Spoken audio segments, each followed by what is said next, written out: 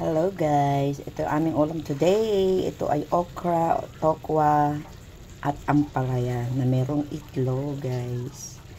Simpleng ulam lang po ang aming hapunan today. Yan, magulay-gulay din naman tayo guys pag may time. Yan po ang aming menu. Yan, gulay, magulay tayo. Yan, simpleng gisa-gisa lang to guys. With okra. Yan, at may konting tofu po yan. Pinirito ko muna yung tokwa. Ayan, so ito ay luto na. Hindi ko na pinakita yung aking kung paano ko ako maggisa, paano. Pero ito ay gisa-gisa lang. Simple-simple lang. Ayan. So shoutout na lang po sa ating lahat dyan guys. Pasensya na po kayo, hindi ako makasupport sa lahat ng mga nakalive. At hindi rin ako makapag-live dahil wala kaming internet pa.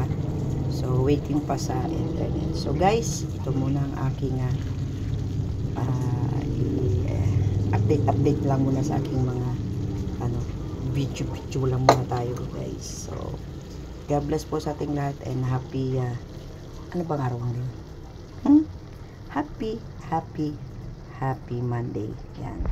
Happy lunchtime, dinner po sa inyo dyan. Yan. Dito sa amin sa Pinas. Happy dinner. So, God bless and bye-bye. And shoutout na lang po sa aking mga members dyan. Yan, shoutout. Sa mga naka-VG, sa mga nanonood, thank you so much.